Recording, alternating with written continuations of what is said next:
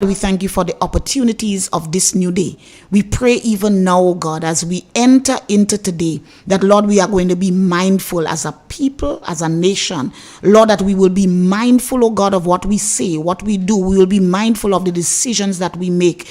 We would understand, oh God, that you indeed are looking at us. That, Lord, we will be reminded that our lives are not ours.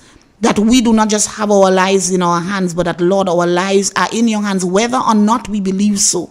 And so, Father, we commit our lives into your hands. Lord, I commit this day into your hands and that which will be done in this day. We commit the programming for today. Lord, every announcer, every individual, Lord, that will come on the air today, we pray. Every person that will call in, we pray, oh God, that their words will be seasoned with salt. We pray, oh God, that as we listen and as we interact, Lord, on the airwaves today, that, Father, lives will be impacted in a positive way. Lord, we also pray for those who have been troubled. Lord, those who feel like they have no hope, those who have no one to talk to, those who figure that all hope is gone and they don't know where to turn, that, Father, they will be able to find hope even from this station today. That, Lord, even if they don't find it here, that, Lord, they will be able to be encouraged to reach out to someone who they will be able to lean on for a moment. There are so many times, God, when people just don't think that they could lean on you. In a way, they just figure they feel like if you're far away. But, Lord, I pray this morning that your mighty hand will be released upon us as your people. Father, cover every sector in our land. You do as only you alone can do. Lord, those who are sick, we remember them this morning. Those, oh God, who are just feeling as if they don't want to get up and they don't want to go to work. Lord, we pray that they will indeed get up and go, and they will be strengthened to do in the fullness, and they will go and they will have a productive day. Lord, we pray finally for those who, when they go to work, do their own thing on the work. Lord, we pray that as a people we will have a desire to give back for that which we are being paid for. That, Lord, we are going to be a productive people. We are going to be a people who will be zealous for the things that we are doing, that whatever we put our hands to do, we will do it with all our heart. Father, bless us all as we go into today. Cover us under your blood, in Jesus' name. Amen. You gone? Just like that, you're sneaking out on me? Yes, I'm going back on our car. Come on, you can't just sneak out on me. Okay. I must have a WORD with you. Okay, sure, go ahead. What's up, girl? I'm good. I haven't seen you for a couple of weeks. True. But you good? Yeah, man. Yeah, good. Sciatic nerve was doing the own thing, but... You mean that thing in the back? Oh, don't remind me. Only one person need that. You don't need that? Ooh. The devil. So three things he need. He needs sciatic nerve, toothache, and bad period pain. Well, he did? Of course, that's the plan. If you get all that, he did. If you roll that three together, hey, I don't know if you know about, well, maybe you know about toothache. Yeah. You know about sciatic nerve pain? I've heard about it. Man, I've persons close to me. Hello, man. Watch, man. Anybody who complain with that thing, just have mercy on them and help them. It is pain. And trust me, and I've had 4 children, so I know what pain is. Okay. Yeah, no, but it's bad. Because it's how it captures you, man. And I still have it a little bit, you know. What happens though, because it's pinch nerve, right? It's when you pinch it, yeah. So sometimes a muscle can pinch it, or if you have a disc problem, so different things kind of trigger it up. But if you sit too long, which I did for a while, or if you stand in heels, or if you just stand too long, certain things that you do will trigger it, especially if you're already suffering from it. So to be careful. Oh yes, but sometimes you forget to be careful. So people like me who sit to do my job a lot of the times, if I sit for, sometimes I catch myself according to what I'm doing. Like what really triggered it off, I had a presentation to make. I was preparing for a week of presentations. So I sat for more than a week in preparation for the week. But you know what that meant? Sometimes I go from morning, go to bed after 2 in the morning, from the morning before, just preparing on the computer. The problem is that a lot of sitting, isn't it? And I forgot that I usually teach ergonomics. I know, right? Even when you teach the right thing. Oh, Jesus. So I should get up. You're supposed to get up and stretch, and you're not supposed to stay so long and all of that. But I didn't. How's our church when you're in that I like it. our church. Come on. I like that. Andrea, something. Yeah, how's our church? Our church is good. Our church is making strides. Of course, by now you know I don't go by numbers, Although that, I don't flow at that, at all. However, because we fully we do a lot of outreach, so that continues. We doing our. Oh, I'm glad you asked that. So we doing a walk in Karakou. That, and actually this weekend I'm off to PT Martinique this Saturday. Yes, because what we're doing, but I'm always in this reading thing. Actually, that is what we are planning for. That reading program, I show you. Yes, right. So that still continues. But what has happened now is this. So the adult literacy program, which I kind of mentioned on one of the programs that I did recently, after COVID, you know what COVID did to many things. Yeah. So when we resuscitated the program, two main things we did. We decided to not use the material that we were using from Trinidad. Nothing was wrong with it. It's just that we wanted something that is Grenadian, right? Same skills you're learning, but so a team of us started, though it ended up with me. We started, but then everybody gone away, blah, blah, blah. So we actually, Andre, can you imagine? We have our own books. We have our own Grenadian adult literacy books. For real. Who wrote them? So, no, for real. Yeah, for real. So we've been doing some training, and I will deliberately say, because I know it's not a secret. So which I just mentioned was actually being done with NULO. So NULO has taken the program. So when people go to NULO, because what happens is that people come. And when they do come, the truth of the matter is that they cannot read at a functional literacy level at all. And that is a sad reality we have. So people can now come, and because we pushing the program around, right? The thing is right now what we really need is persons who will be willing to teach, willing to be taught, to be able to teach those who will come to learn, right? So we had said once we're doing the program again, we must go to Karakou and PT Martinique. So I did some initial, kind of little feel in Karakou. I'll show you what me saying I only go in Karakou, is like what I'm going and do in Karakou. So that was already what it is. So this week, however, we're going to do a meet and greet in PT Martinique. And again, the idea is to let people know what we're doing and, get individuals. So maybe persons who are listening even right now, if it is that you want to get on board, you have some time on your hand, because you have to have time on your hand, and you want to be trained, we will be doing a training session before September, because we know we will have, sometimes we do it privately too. So somebody might want to learn. Right now, I just came out yesterday, I dropped off a book for, I can't call the person's name obviously, but I'm just saying, a 34-year-old guy. He's in construction, he's doing his work, but he couldn't read. And he's so excited, and he's telling me, he said, Miss, I have to go away for 3 months, so I get him books to go, because my daughter actually will just help online. So sometimes they can't come to the class in a face-to-face setting, but we might have tutors who are willing to stay at home and just work with this person online once we deal with the adult illiteracy problem, because it is a problem. When you go to PT Martinique, have you been there before? Oh, yes. Right, I had to go and do groundwork first. So when you go there this time, say good morning, say hello to the DeRoches for me. They live down the road. Because PT Martinique is... I know, right? There's one there. Madame Pierre, which is where the people of different skin complexion, really? Pierre. Of course, that's I never thought of that. That's the people who are up there. Madame Pierre, that's up that. So it's like when you come off the jetty and so you go if you make a left, that's Madame Pierre. If you make a right, which is going past the school and and you go that way towards the police station, that's down the road. Oh, that's down the road. That's down the road? Yeah. Lord have mercy. And you don't want to put me in no trouble, No, I go in there to get friends in PT Martinique. No, that's how it is. But I don't go in and say that so. But that is how it is. How it is? That's how it is. That's how it's referred to.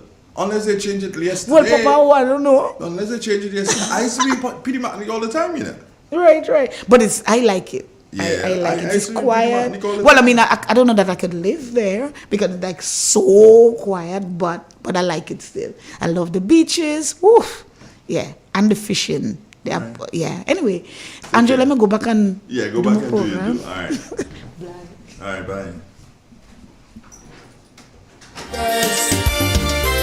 All you go with them computers.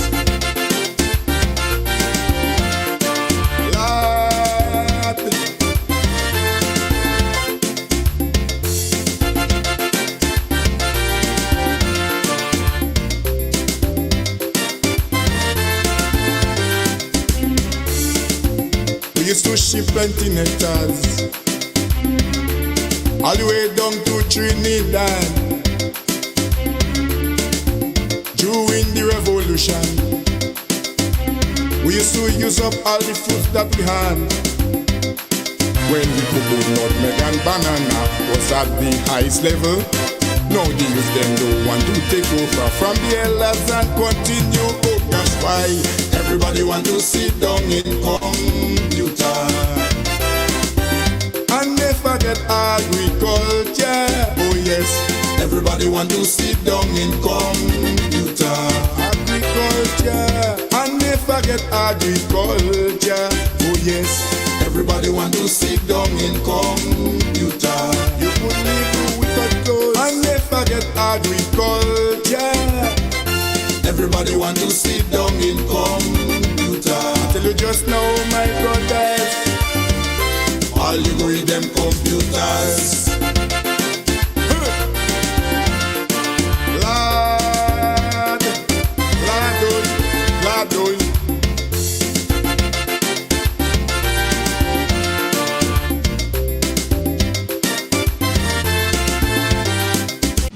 Grenada Invitational, Thursday, June 6th at 4:30 p.m. at the Kirani James Athletic Stadium. Ticket prices and outlet: Grenadian Optical, TAM, Grenadian Optical, Spiceland Mall, Max's Bar, Grenville, Licks and Bites, Warb. Online at gotofet.com. Tickets are sold based on the number system at the Kirani James Athletic Stadium. Location and ticket price: bleachers $40, secondary stands $50, main pavilion $75.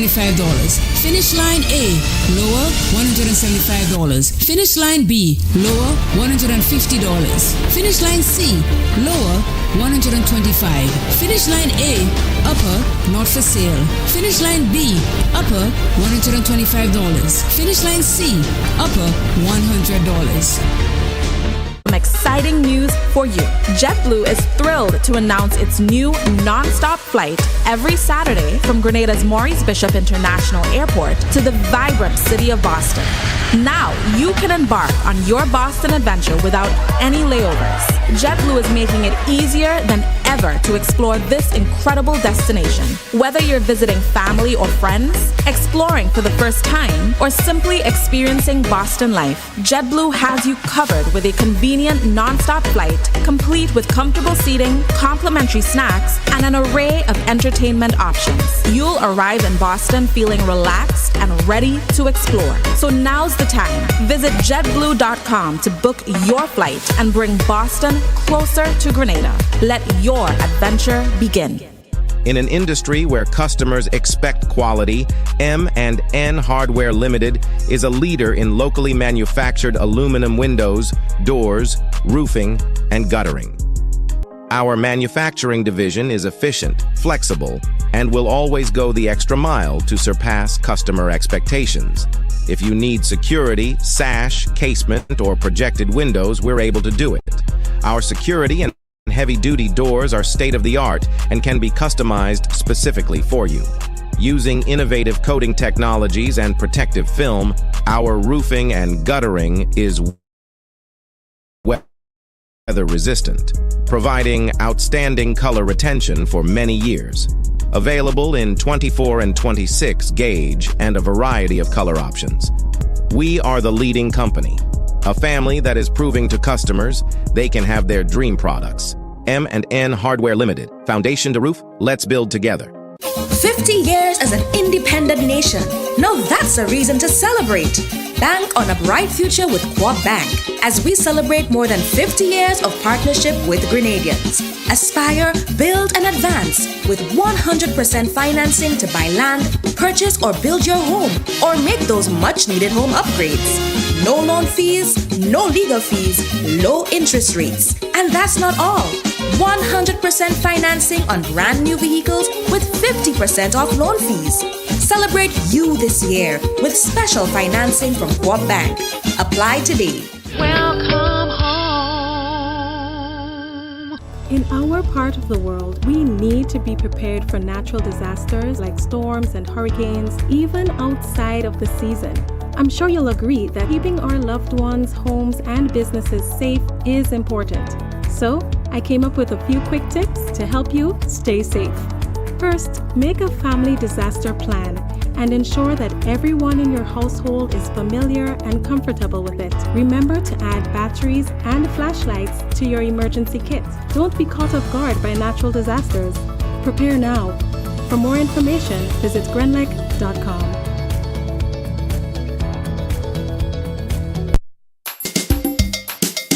Yes, agriculture is the number one. Number one, yes, the number one. Oh yes, the number one. It's the number one.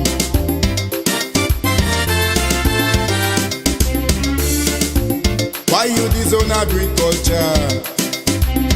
I'm talking to the youths of this nation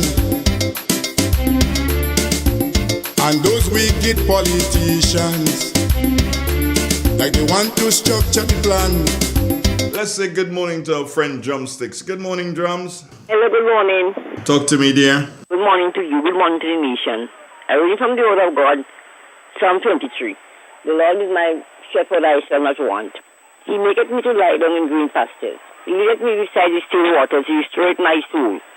He leadeth me in the pathway of righteousness for his name's sake. Yea, though I walk through the valley of the shadow of death, I shall fear no evil. For you are with me, your rod and your staff, they comfort me. Thou preparest a table before me in the presence of my enemies. Thou anointest my head with oil, and my cup runneth over. Surely goodness and mercy shall follow me all the days of my life. I shall dwell in the house of the Lord forever. Amen. Thank you very much. Have a good day, my dear. And today's my birthday now. It's real. It's 91. Good morning, Grenada. Good morning, Caribbean. Good morning to the world. In our part of the world, we need to be prepared for natural disasters like storms and hurricanes, even outside of the season. I'm sure you'll agree that keeping our loved ones, homes, and businesses safe is important. So, I came up with a few quick tips to help you stay safe. Familiarize yourself with your electrical panel, as it may be necessary to switch off the power during a storm or flood. Make sure you install a transfer or isolation switch to prevent your generator feeding electricity to Grenlec's line. If trees are too close to power lines, call Grenlec at 237 for advice. By following these easy steps, you will be well on your way to being hurricane ready. Don't be caught off guard by natural disasters. Prepare now. For more information, visit grenlec.com.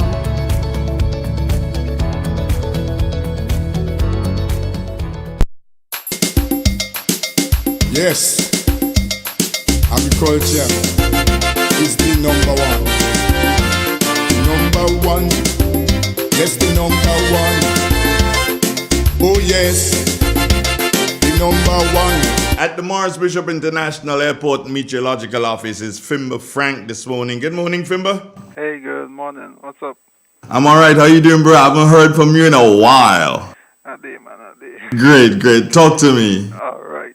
So it's a cloudy morning, at least down here at the southernmost end of the state. It's cloudy with some light showers. Winds are blowing from the southeast at 14 miles per hour. The pressure is above the mean and it's rising at 14.5 millibars. Present temperature 26.3 degrees. Orange 93%. Maximum temperature here within the last day went up to 31.4. Minimum temperature last night or this morning 25.4. Please note all temperatures at all times are in degrees Celsius. In terms of rain here within the last day, we had 2.6. Hence, for the month so far, total goes up to 4.3 millimeters of rain. But note, this is only for the airport. Now let's take a look at the forecast for the day and the nighttime. The weather expected to be partly cloudy with light morning and nighttime showers. Maximum temperature should get up to near 31.5. Winds easterly to southeasterly at 10 to 20 miles per hour. Waves should be up to 6 feet, hence seas will be slight to moderate.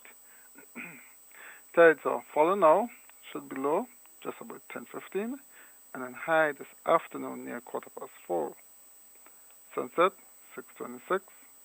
Sunrise on Friday, 5:41. Just to recap the forecast followed for the day and the nighttime. The weather expected to be partly cloudy with light morning and nighttime showers. That's it for the matter. From my Frank. Thank you very much, my brother. Take care, yourself. Have a great day. Same to you. Bye-bye. Okay, bye now. It's real. It's 91. Fimber Frank. That was him at the Morris Bishop International Airport Meteorological Office. And we are ready to rumble in the morning. Got something special coming up at around 7:30. Stay tuned for that. It would make for some very good and interesting discussion with anyway, you stay. Yeah, that's what you stay in suspense. And but just listen, that should start at around 7:30. It's now 7:24. Culture is the number one. Number one. Yes, the number one. Oh yes, the number one. It's the number one.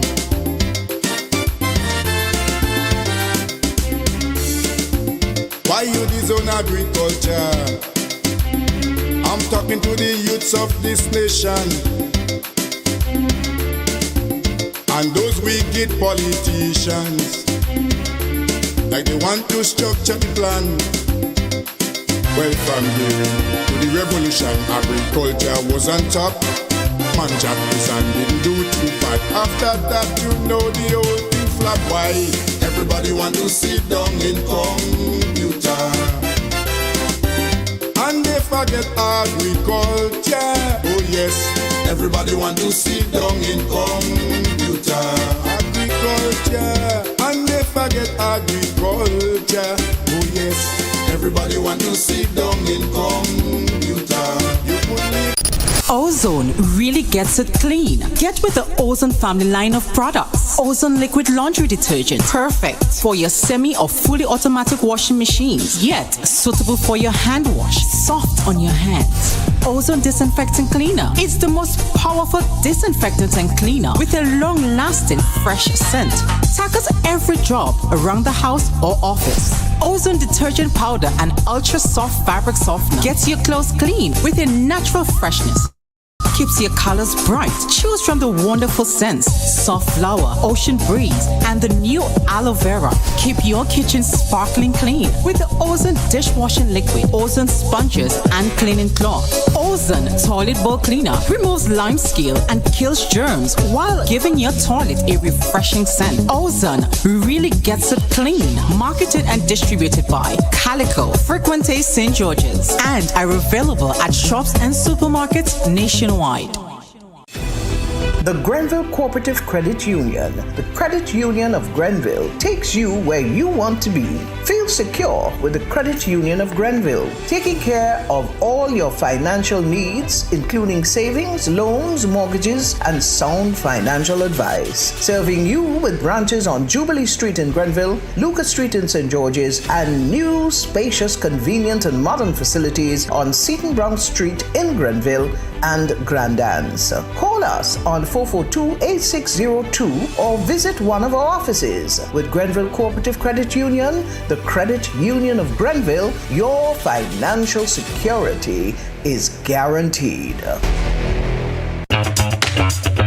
Like family, it's always exciting when lottery players get together. Now the lottery games are joining in the fun. Check out the multiplier family of Instacash games. 5 times the cash at $2, 10 times the cash at $3, and 20 times the cash at $5. On your tickets, match any of our numbers with any of the winning numbers and win the prize below that number. There's more. Multiply your winnings up to 5 times, 10 times, or 20 times more. Winning is easy. Play Monday to Sunday. There are no draws to wait on. Win instantly. It's the multiplier family of Instacash games with over $675,000 to be won instantly. Don't just buy one, buy all, because family is everything. Must be 18 years and older to play. NLA, making family dreams come true. In 2024, the Grenada Invitational will celebrate our Grenadian sporting heroes as we celebrate 50 years of independence and 40 years of participation at the Olympics. Thursday, June 6, beginning at 4:30 p.m., our international track and field stars will compete against the world's best at the Kirani James Athletic Stadium. This is Kirani, and I'm happy to announce that I will be participating. My name is Anderson Peters. I'm pleased to announce that I will be participating in the 2024 Grenada Invitational. Tickets are now available at the Grenadian Optical, Maxis Bar, Licks and Bites, Mega Force Promotion Office at the Bruce Street Mall, and GoToFed.com. Thursday, June 6th, the Olympic send-off. Attention all chocolate lovers. The 11th annual Grenada Chocolate Festival is back from May 15th to the 20th. Immerse yourself in a world of cocoa and chocolate delights. Experience the magic of chocolate and rum tastings. Create your own chocolate bars. Participate in our hands-on workshops and indulge in our spectacular 5-course chocolate dinner where every dish is cocoa-infused perfection. Visit GrenadaChocolateFest.com to check out the full event schedule and secure your tickets. Don't miss this unforgettable celebration of all things chocolate. In our part of the world, we need to be prepared for natural disasters like storms and hurricanes, even outside of the season. I'm sure you'll agree that keeping our loved ones, homes, and businesses safe is important. So, I came up with a few quick tips to help you stay safe. First, make a family disaster plan and ensure that everyone in your household is familiar and comfortable with it. Remember to add batteries and flashlights to your emergency kit. Don't be caught off guard by natural disasters. Prepare now. For more information, visit grenlec.com. Ladies, I'm calling on all the ladies. Let's get out there and showcase our athletic prowess by signing up for the 10-10 limited over windball cricket for women, starting on Friday, May 31st at 4 p.m. at the Tam CC Grass Lawn, also known as On the Canal. Registration fee $5 per player. Just organize your team and come on out. It's a recreational exercise to have fun. Don't miss this one. It is a blue ball edition. For more information, contact Devon Charles on 420-4232 or Penny at 537-0440. Let's play cricket. Lovely cricket. Yes, agriculture is the number one. Number one, yes, the number one. Oh yes, the number one. It's the number one.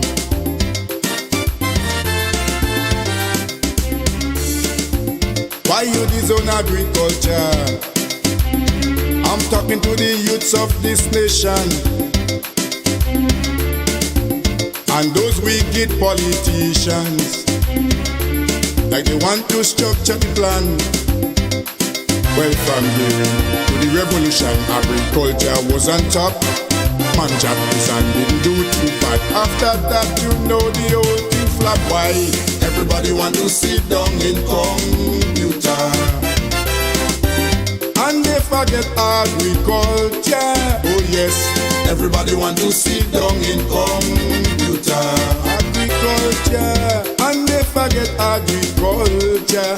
Oh yes, everybody want to sit down in computer. You could live with clothes, and they forget agriculture. Everybody want to sit down in computer. I tell you just now, my brothers, all you go with them computers. Lord.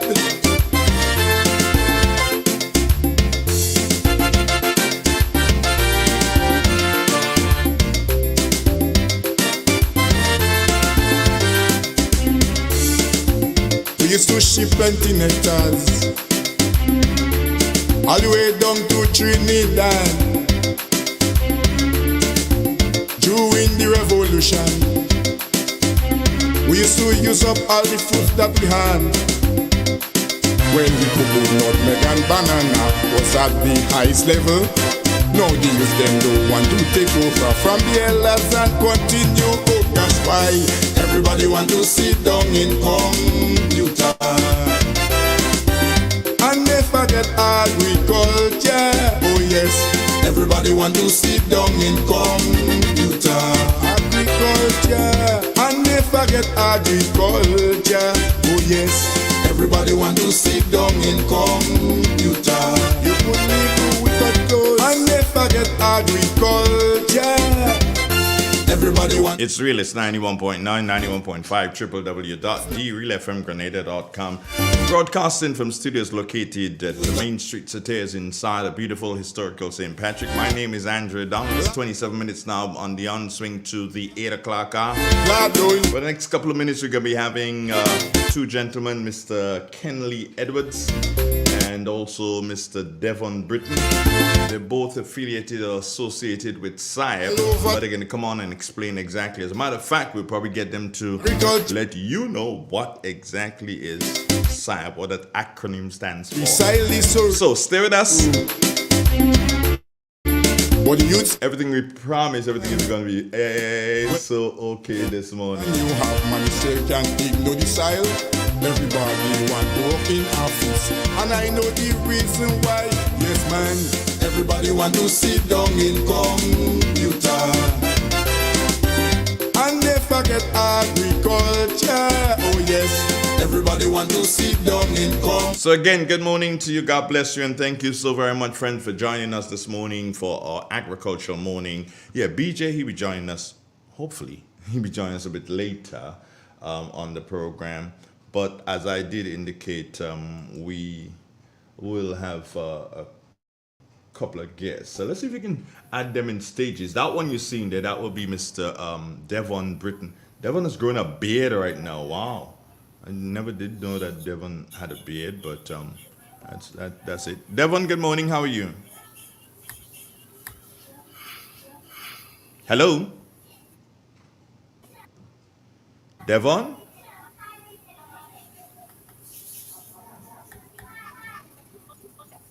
Well, I'm hearing your background, and it doesn't look like if you're hearing me. Well, he's gone off now. Let's see if this other Good morning, Kenley. Good morning. Yes, good morning. Good morning, Hello. Mr. Donald. Are you hearing me? Yes. Hello. I am hearing you. Are you hearing me? Yes, I'm hearing you. I'm actually on the road, so I'm using my mobile to communicate with you. Well, it shows that technology can work. Yes, indeed. Yes, indeed. But the thing about it is that I'm not seeing your mugshot. I'm not seeing your passport size, your picture. But that's okay. Oh, you wanted to see my photo?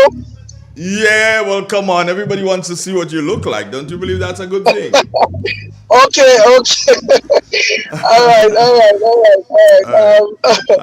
I'll do that momentarily. All right, great. Let me bring Devon into the conversation then. Good morning, Devon. How are you? Good. I don't know why morning, Devon is not hearing. Andrew. Oh, Good Devon morning to you, is hearing listeners. us. I'm very well, thank you. Very, very well. Okay, Devon, I didn't know that you did a I'm here. beard now. You're the bearded one now? Technical challenge. Okay, but I'm saying, I didn't know you did a beard, Devon. Did you hear that? Yeah. You haven't seen in such a long time. Yeah, you've done a beard and everything. You look like the bearded one now. Oh, we're having quite a bit of delay in terms of you. Yeah, in terms of you hearing us. Anyway, so Devon. Change is good. A little change is good sometimes. Well, yeah. I can agree with that. A change can be good at some time, but changes must be managed. Nonetheless, I see that Mr. Edwards has brought up his mugshot. Good morning again, Mr. Edwards. Good morning to you. I don't like the word mugshot. Anyway, you two gentlemen are here this morning representing SIAP. And I think I'll go with you first, or with you on this one, Edwards. What really and truly is SIAP, so that people get an appreciation of that? All right, so SIAP is a climate smart agriculture and rural enterprise program. It's a funded project by EFAD, over 14 million US, a 6-year project. And that project actually has two components within it. A component that deals with climate smart agriculture, which is the one that I'm involved in as the CSA coordinator, and then one under the GID. You having some challenge hearing me? Hold on there, Edwards.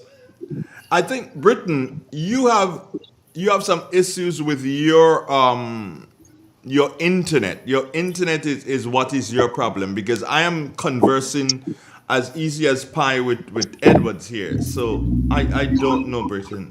It seems to be that your internet is your problem. So I don't know. Do you have data on a phone so you can open up the same program that I sent to you on your WhatsApp? You can open it up on your phone and interact with us. You want to try that, Britain? So we give you the chance to go out and come back in. Yeah. I'll continue with Edwards until I see you again. All right, so Edwards, we had to do so and leave Britain out for a bit. They let him sort out that internet issue. So you were telling me about SIAP, yes? Yes, so as I was saying, right?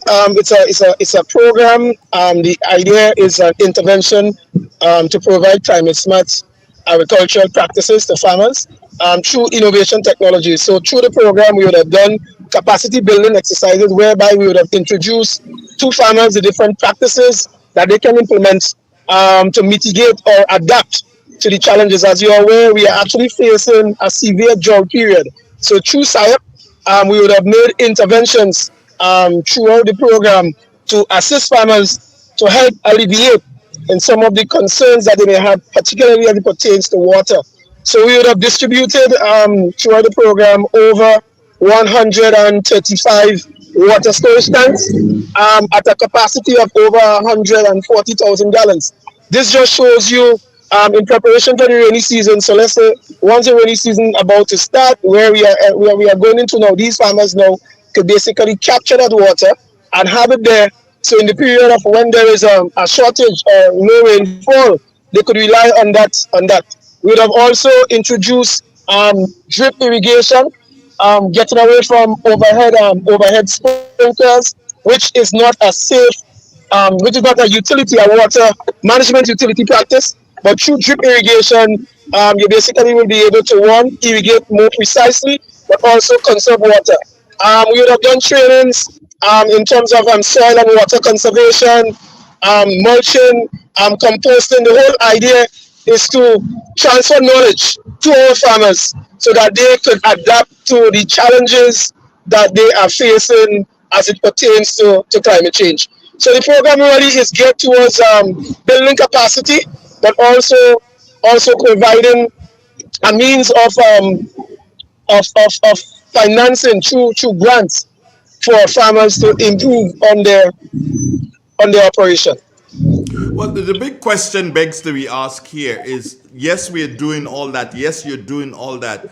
But is it a situation where the farmers are acting as good sponges, meaning are they absorbing the information? And do you think that they will be starting to practice that which you're speaking about? Well, yes, many farmers, many of the interventions that we have made, many of the farmers already have these implements on their farm in terms of the water storage. I didn't elaborate, but not just the water tanks, but it's actually a rainwater harvesting system. So many of them would have constructed sheds, and the shed now would have been dual purpose. One, acting as a catchment for the water harvesting, but also to act as storage so that they can store their produce and store any of their inputs that goes into the farming operation. So the intervention is not just a stopgap intervention, but we also provide technical training as well to the farmers through the extension officers, both between the Ministry of Agriculture and SIRE, whereby they will visit the farmers and based on a particular problem that these farmers might be experiencing, they basically will give them the technical support so that they can adapt to these knowledge that they're receiving so that their operation can be improved. So yes, we have seen where farmers have actually utilizing the information that they would have received through the program. You came onto the program, of course, this morning to dish out a particular set of information. What is that? All right. So one, we want to let the nation know that through the intervention of SIAP, we are planning a series of training sessions for farmers um, as it pertains to drought and water management, how they can improve on their farming practices in period of severe water shortage. As I was stating earlier on, we are facing a severe drought, but this did not stop some farmers from practicing their farming practices. Many of them will have cut back because in period of when there is water shortages, there are certain crops which will strive better than others. So the farmers now need to know which are drought tolerant, and when I'm saying drought resistant, the drought tolerant because no matter how tolerant, like you have the corn, you have the peas, you have the sweet potatoes, you have the root tubers, they may be tolerant, but if the heat intensity is so high, it creates a stress on the plants. And once there is stress, it will going to retard the growth, and it also will affect the quality and affect the yield. So in terms of planting, preparation and planting, I want to use the word as phase planting, where you know exactly based on the weather patterns, you're going to plant particular crops that will suit the climatic conditions. So these trainings basically we hoping to start within the next 2 weeks, whereby we just want to bring the information to the farmers in terms of what it is you need to do in period of severe drought, whereby you may cut back on your production if you do not have adequate water. Then and you know a particular plant like your leafy greens, they utilize a lot of water. Your vegetables, your lettuce, your pak choy. In periods of drought, you may find that there is a scale back in this. Why? Because they cannot take the intensity of the heat. So planning of your production in terms of your farming is something that farmers have to decide, right? So water availability is an important aspect of your farming operation. So the idea of farming in a drought period, it will take specialized practices, if I may say so.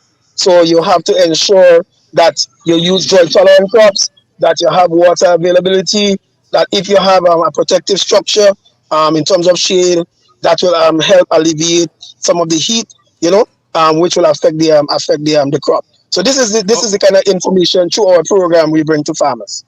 Okay, so you're giving them information. They're appreciating the fact that you're giving them the information, but there's always a challenge, and that challenge is ever so prevalent at all times when you do almost anything. Even you have that challenge right now as you drive your car, and we're talking about getting fuel. To get fuel, you need money. To do these things, the farmers would need to have some sort of a startup fund to really put these things into practice.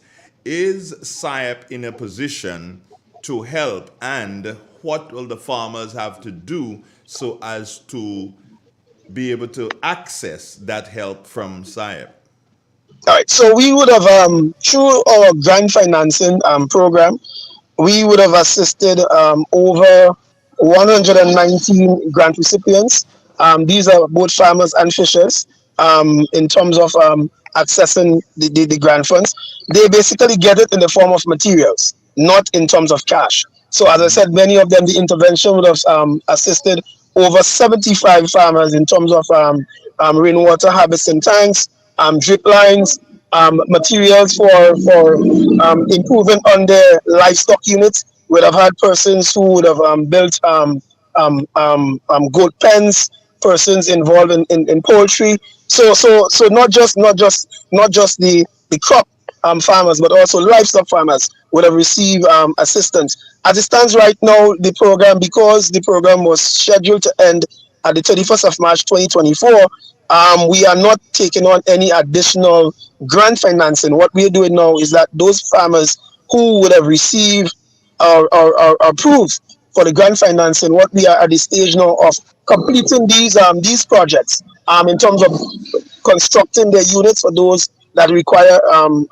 construction and those that require other materials to ensure that they get it so that the project could be completed and the intervention or the investment that is made to these farmers that one they can really benefit, because the whole idea of the SIRE program is to improve on the livelihood through in the rural community. And the only way you could do so is by equipping the farmers through investment. And the investment here is both tangible and intangible through knowledge transfer. So most of the program, most of the intervention would have been through practical demonstrations where we would have visited different farms and bring farmers in through our extension division and show them different farming techniques and have different sessions based on a particular issue that these farmers will be confronting. We will be continuing this aspect of the program through the knowledge transfer and capacity building. But in terms of the actual grant financing, the program is not at a stage of taking on extra persons because we are at the point of wrapping up the program, which is scheduled to end in March 2025. But we also looking to give some assistance through a backyard initiative to over 50-something farmers. This is a program that we hoping to initiate before the end. So there is the possibility and the opportunity that there will be some further assistance, but it will be on a smaller scale and a more targeted scale for our backyard farmers. Okay, now what's important here is that you should also know that we do terrestrial radio, and then we are also on a platform, and the platform we are on affords people who listen. Some of them say good morning and they're saying hi to you and whatever. Some people who know you and don't know you, whatever. But there's a question that comes from some person called Pedro, and he thinks that after all these years, you believe that you have to tell farmers how to manage and how to farm climate change. Do you make any? Can you make a comment to that? Yes. I will tell you why. Because farmers are very experienced and they are scientists in their own right. And I'll be honest with you, many of the things that I learned, I'm not a practicing agriculturalist, even though I am. I do both theory and practical, but I'm not a farmer per se. But you do learn from farmers because there are certain practices that they do that they have what is called the indigenous knowledge, right? The IK, indigenous knowledge, where they know exactly what it is, what results they could get from a particular action. But then there are new influx. The situation now is different to 10, 15, 20 years ago. So even though the farmers might be very knowledgeable in what they do, because of the change in the environment, there may be new increases of pests and diseases because of changing the climate. That pest and disease that is now affecting that particular farmer, he might not have known how to deal with that in years gone by. But through in the introduction of IPM, integrated pest management, that farmer now can basically now deal with that pest. So yes, farmers may have the knowledge of what to do, but you're never too late to learn something new. And it's not like you're coming in and change or tell the farmer what he's doing is wrong. It's just to provide a different alternative, basically another way. That's the whole idea, or a better way. But it's not like you're telling the farmer, hey, what you're doing there, you cannot do that. And we do not advocate that, but we try to present a more applicable way, a way which could be more environmentally friendly, so that not just the farmer get the benefit, but the entire nation get the benefit through the conservation practices. I just want to say one last thing to answer that question. You also have new entrants, new persons getting into agriculture. They do not have that experience, so they now have to be brought up to speed as to what to do. So the idea is that it's not just you're dealing with people. They are at different levels. There are experienced farmers. There are farmers not so experienced. There are farmers who are not experienced. So the idea now is to meet everyone so that everyone basically could benefit from the information that is being given. Some of it might be refresher for many.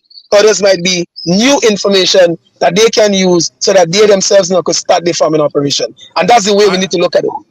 All right. Well, the other way we can look at this is to see if we can bring in Devon on the conversation now, if he has sorted out his issues. So we're gonna try to bring in Devon. Stand by there, Edwards, and let's see if we can bring in Devon. Devon, good morning again. Good morning. Are you Good with morning. us? Good So morning. you Good see, morning. Yes.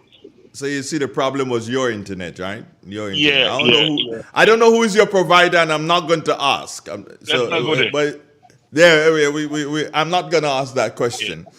Yeah. Devon, I've been speaking at length there with Edwards, and I guess you guys work together because it's Right. all about agriculture.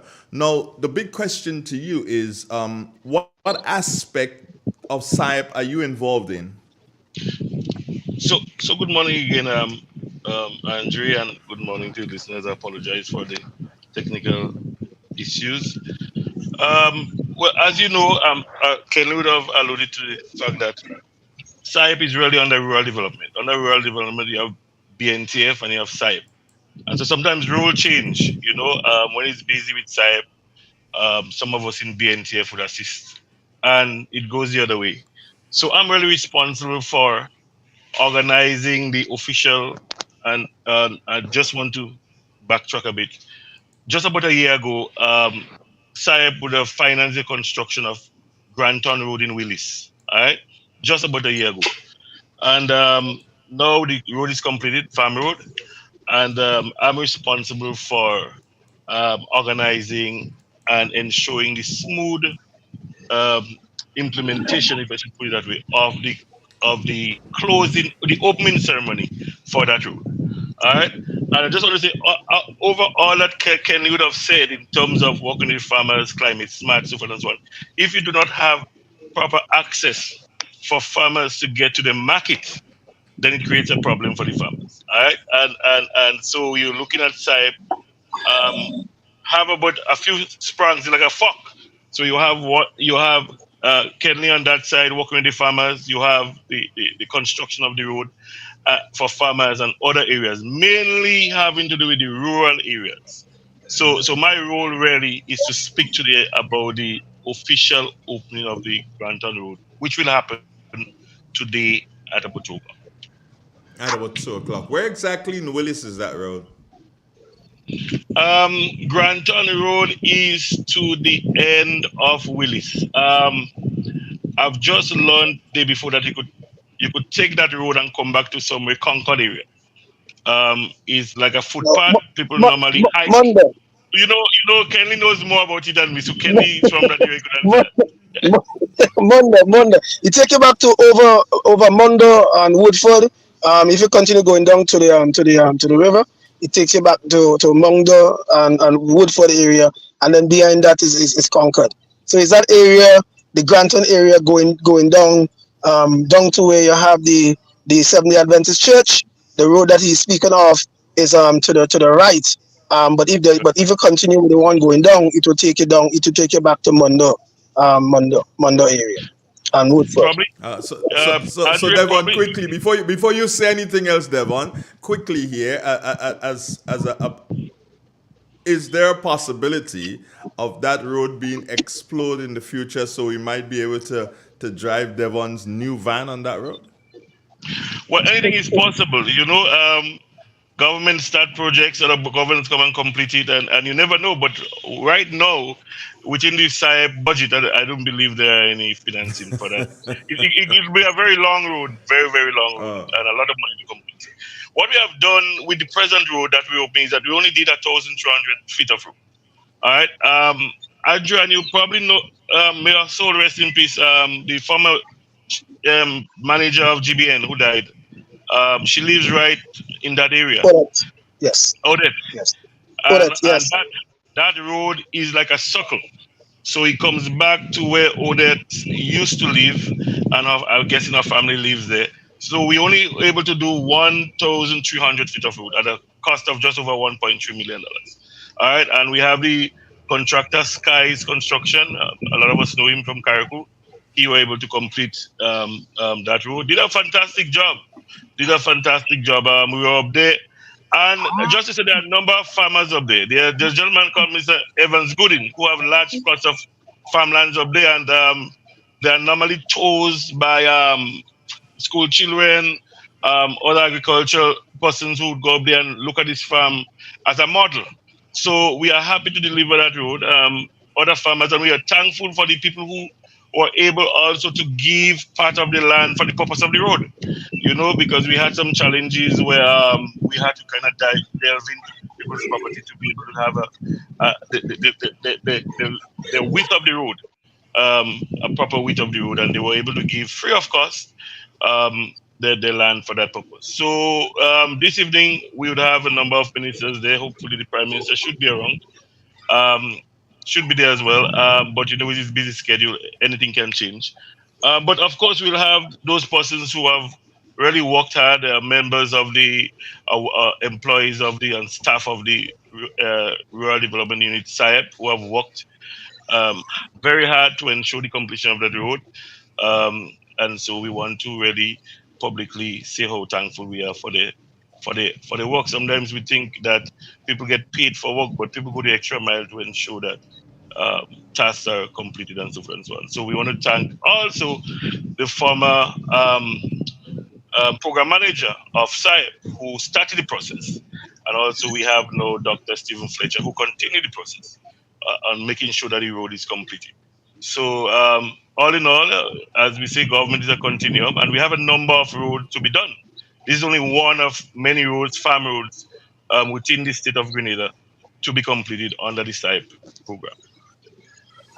Back to you, Edwards. Here, with all these roads being completed roads being completed, from SIAP's point of view, are you seeing returns?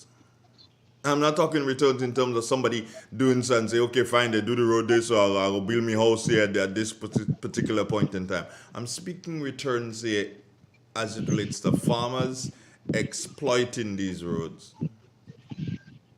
All right. So under the SIAP, under the CSA component, I did not elaborate much, but there is also a marketing aspect as well, a marketing component as well, and that marketing component is to create market linkages for the farmers to market their produce.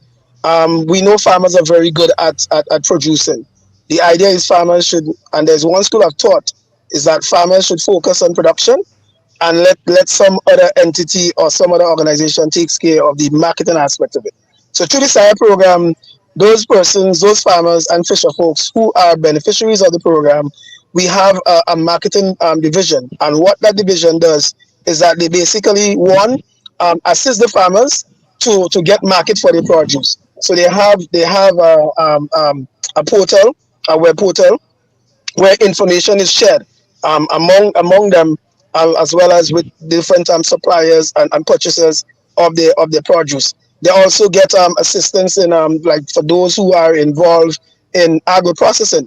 They get assistance in terms of having labels for their products through the Bureau of Standards, having business cards, having logos, letterheads. The whole idea is, as I said, is not just to provide the assistance to the farmers from a production standpoint, but a holistic approach. So in terms of the utilization of the road, as Devon would have stated, you want to have your produce, but you want to also make sure that you have access to the market, right? So the linkage is farm to market. That's basically what the linkage is, and we trust that with these roads that are coming on stream, that farms which are defunct or farms which are where farmers are not farming at the capacity that they should, that having the roads now will encourage these farmers to continue and to increase on their farming production, right? So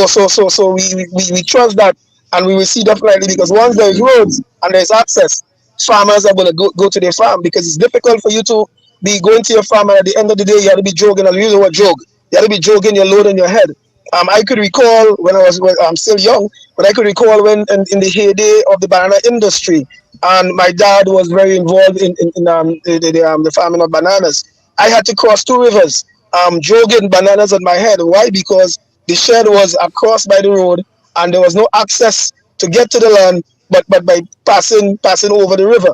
That was very painful. It was something that I dread, and it would have affected, your affecting how much you could do, affect the quality because chances are you could fall, you could, and slippage and stuff like that. So having the roads will one increase on the farmers' activity on their farm, encourage them to continue farming and ensure that the end product, which is the produce that is being sold to the market, it is being done at the highest quality. Why? Because with the access of the road, it will be easier to traverse to and from the farm to the market. Andre, Devon, just quickly, yeah, go ahead. yeah.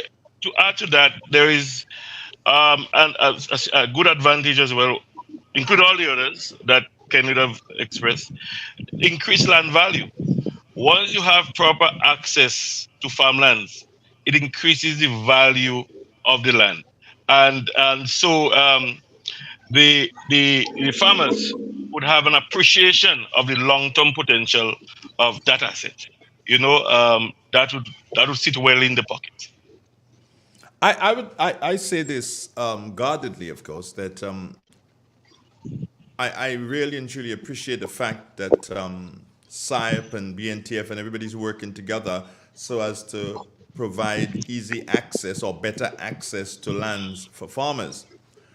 But I always have a problem, and it's not something that you all can really do. Probably you can add a voice to it, yes, but I have a problem that until we as a nation until we realize the value of agricultural lands and not use agricultural lands as dwelling lands, until we realize that, I'm very apprehensive about developing access, because there's nothing where you have done this bit of road. There's absolutely nothing in the world stopping somebody from this. Okay, fine, I've got 5 acres here and I'm going to cut it up and sell. There's nothing to stop them from doing that. So I am very guarded when it comes to developing the areas. I want to see us, and this is not something that you all can say, but I want to see us in a position where we're saying, when we develop this road, these lands in this area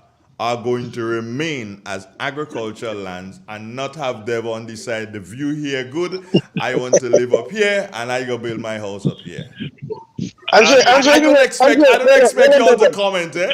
Yeah, no, I'm gonna comment.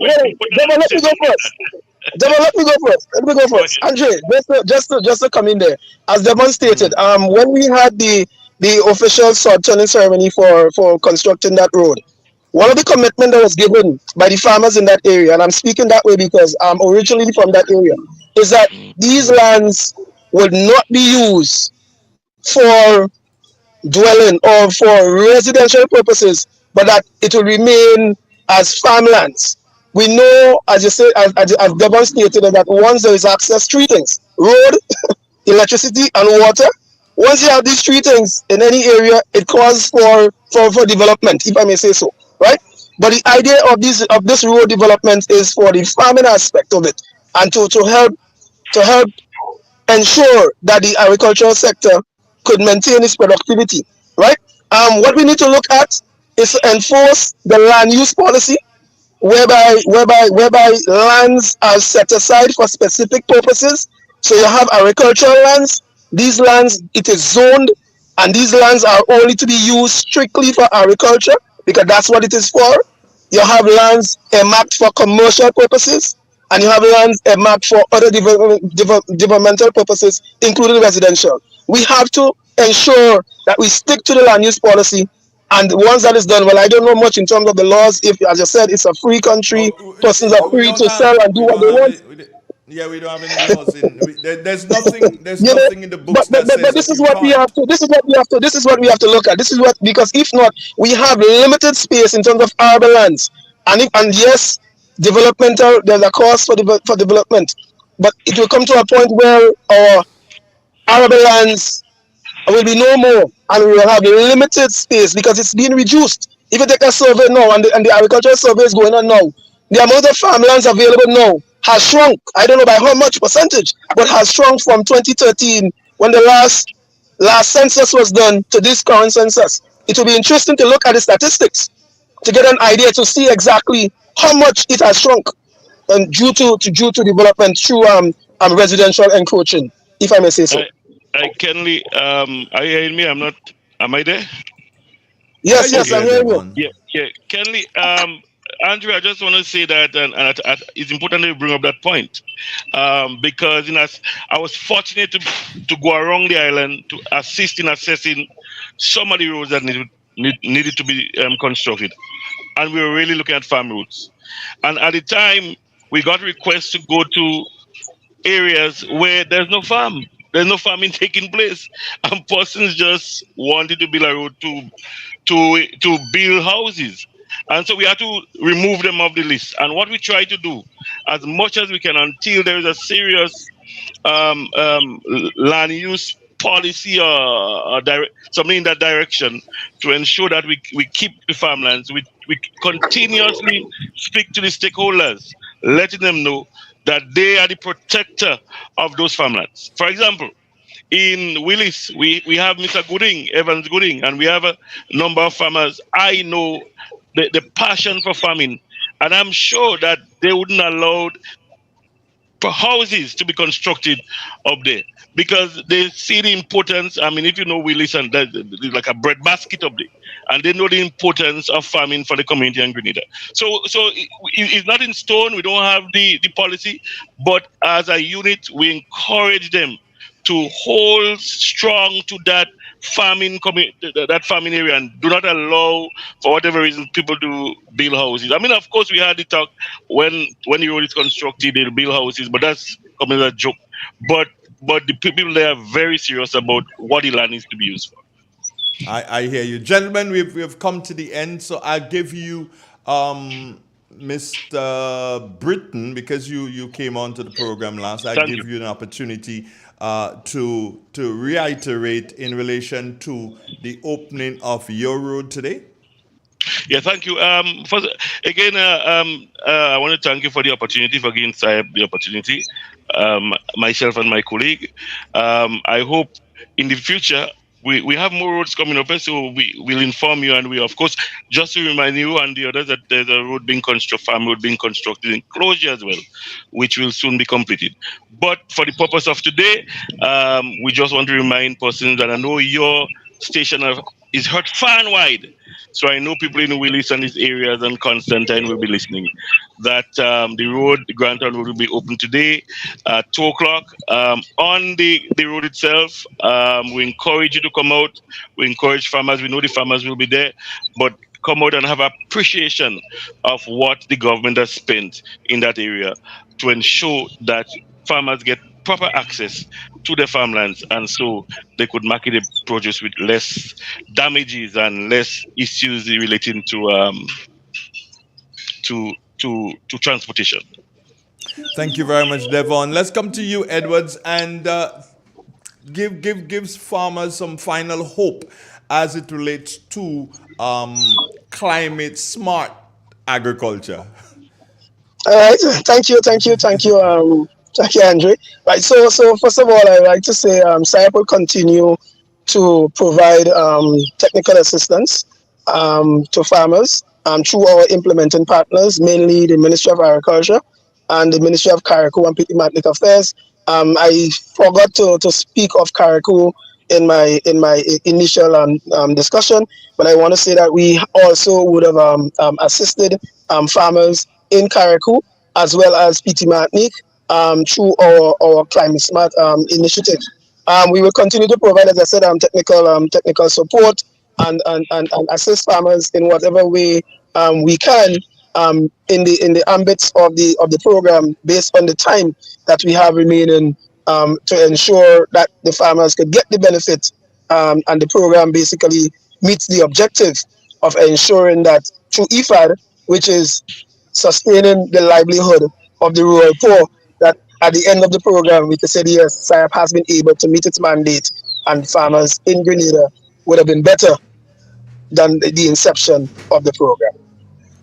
Gentlemen, I thank both of you for being on the program this morning. I hope that this can be a continued conversation between not just Real FM and SIAP and BNTF, but Real FM, SIAP, BNTF, and the farming community and the general public as a whole, so that we can continue to give information where information needs to be given. So to both of you, I say, I'll tell you, boss, that you started earlier this morning, so that you can probably leave work about 3 o'clock today.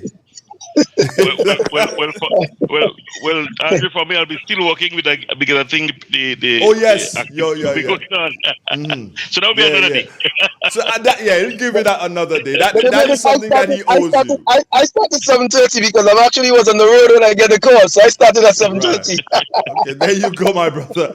Anyway, brothers, take care and have a wonderful day. Yeah, but hold on before you run off.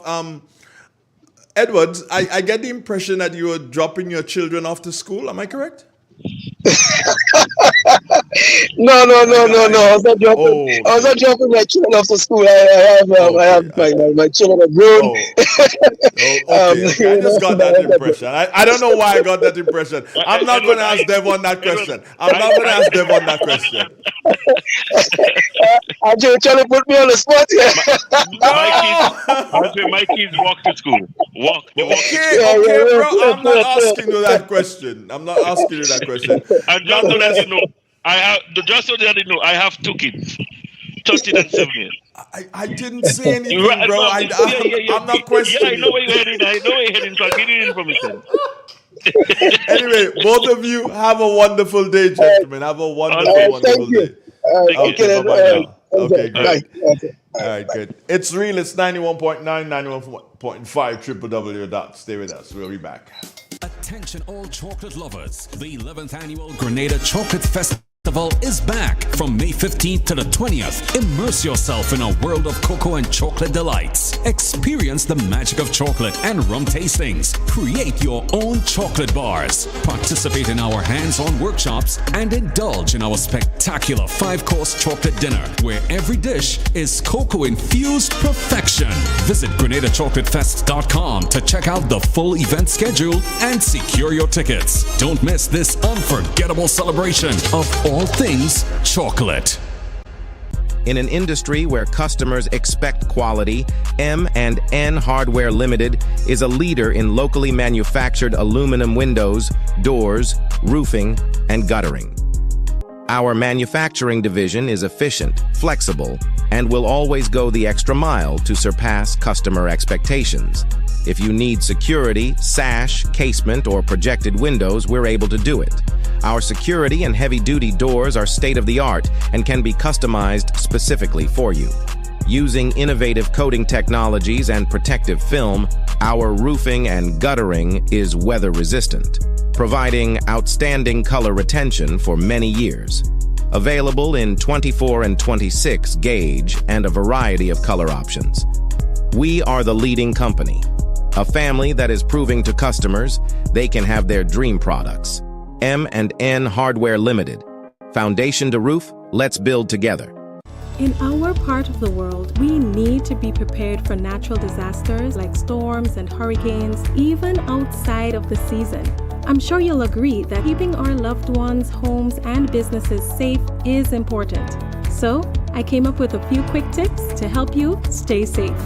First, make a family disaster plan and ensure that everyone in your household is familiar and comfortable with it. Remember to add batteries and flashlights to your emergency kit. Don't be caught off guard by natural disasters. Prepare now. For more information, visit grenlec.com. If you don't add multi-X to your Playway bets, then you're definitely missing out on bigger winnings. The NLA has added 7X to the multi-X draws. Imagine playing your favorite Playway number or symbol for $10 with multi-X added. Then, wow! 7X is drawn. You win bigger. Not just $240, but $240 multiplied by 7. Whoa! That's $1,680. 7X added for a limited time only. Add multi-X to your Playway bets every day, 3 times per day, Monday to Saturday, for chances to win bigger. Not only free plays or winnings multiplied by 3 or 5, but winnings multiplied multiplied by 7 too. Must be 18 years or older to play. NLA. Make your dreams come true. In 2024, the Grenada Invitational will celebrate our Grenadian sporting heroes as we celebrate 50 years of independence and 40 years of participation at the Olympics. Thursday, June 6, beginning at 4:30 p.m., our international track and field stars will compete against the world's best at the Kirani James Athletic Stadium. This is Kirani, and I'm happy to announce that I will be participating. My name is Anderson Peters. I'm pleased to announce that I will be participating in the 2024 Grenada Invitational. Tickets are now available at the Grenadian Optical, Maxis Bar, Licks and Bites, Mega Force Promotion Office at the Blue Street Mall, and GoToFed.com. Thursday, June 6th, the Olympic send-off. Ladies, I'm calling on all the ladies. Let's get out there and showcase our athletic prowess by signing up for the 10-10 limited over windball cricket for women, starting on Friday, May 31st at 4 p.m. at the TAMCC Grass Lawn, also known as On the Canal. Registration fee $5 per player. Just organize your team and come on out. It's a recreational exercise to have fun. Don't miss this one. It is a blue ball edition. For more information, contact Devon Charles on 420-4232 or Penny at 537-0440. Let's play cricket. Lovely cricket. An invitation is extended to you, the general public, from the St. Patrick's Diabetes Association, who presents their annual walkathon on Sunday, May 26, 2024, from 3:30 p.m. The walk begins at River Sally Junction and concludes at River Antoine Long Wall. Transportation will be available to and from the walk. Adults, you pay $5, and children 12 and under is free.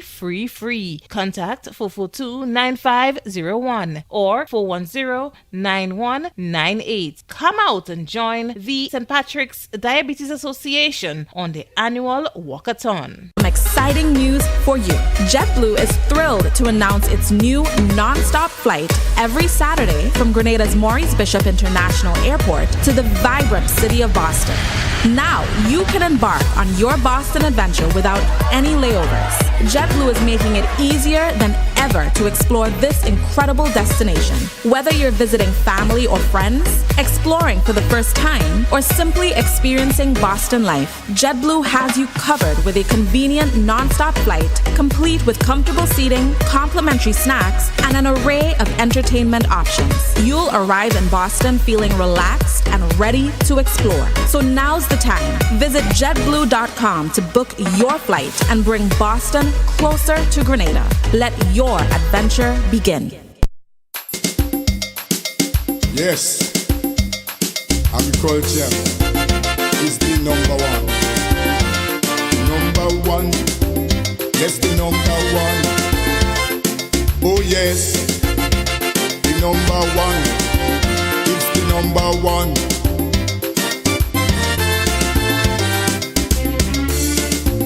Why you disown agriculture?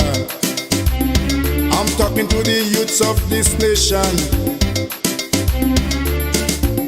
and those wicked politicians, like they want to structure the plan. Well, from here to the revolution, agriculture was on top. Man jacked his and didn't do too bad. After that, you know the whole thing flop. Why? Everybody want to sit down in computer and they forget agriculture. Oh yes, everybody want to sit down in computer. Agriculture, and they forget agriculture. Oh yes, everybody want to sit down in computer. You put people with a clothes and they forget agriculture. Everybody want to sit down in computer. I tell you just now, my brothers, all you go with them computers. Lord.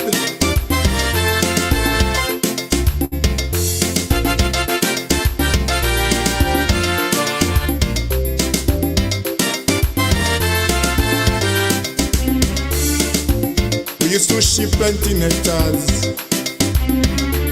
all the way down to Good Good morning once again. Let me take this opportunity to thank the guys from SIAP, Mr. Britton and Mr. Edwards. Let me thank them for being on the program this morning. And I've got my good friend BJ. Yeah, he's already here. And you know what? I was just chatting with him a bit and I forgot that I had to set the cameras to suit him. And I didn't do that. So just give me a sec, yeah? Culture, oh yes. Everybody want to sit down in computer. Agriculture, and they forget agriculture. Oh yes. Everybody want to sit down. And I have done just that. Bertrand John. Bertrand, do you have a I've always had to ask you this question. Do you have a middle name? Bertrand is my middle name, Andre. What's your first name? Moses. Moses? You don't say. Well, you know from the day I call you Moses. Well, from this day on. Black Moses. Well, black, white, pink, red. From this day on is Moses. Didn't give him this name by chance, Andre. Wait. Mother knew what she was doing. So what do you think your mother was doing when she gave you that name? What do you think it was? Well, if I was to follow the story of Moses, take the children of Israel out of slavery in Egypt. Yeah, he did that. Yeah. It's the Mac story behind there. So Moses is a kind of aggressive guy. You know that, right? The fella say, yo, Moses, talk to that rock there and you'll get water. Moses say, talk what? Let me blaze that rock. Yes. You know? Yeah. So it's a kind of thing. But, okay, if you see yourself as... But why are you saying black Moses when the Moses before was a black one too? The one before you never seen him. You hear he was black. This one you seen this one. Oh, so yeah? You know this one is black. But I am black, BJ, not you. What's wrong with you on that?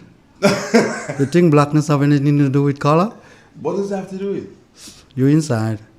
Some black man white like coconut on the inside. Okay, I hear you. What's wrong with you on that? And some white man dark like coal. Exactly, I mean, I'll show you. I get you. So how you doing, bro? I'm good, how you doing?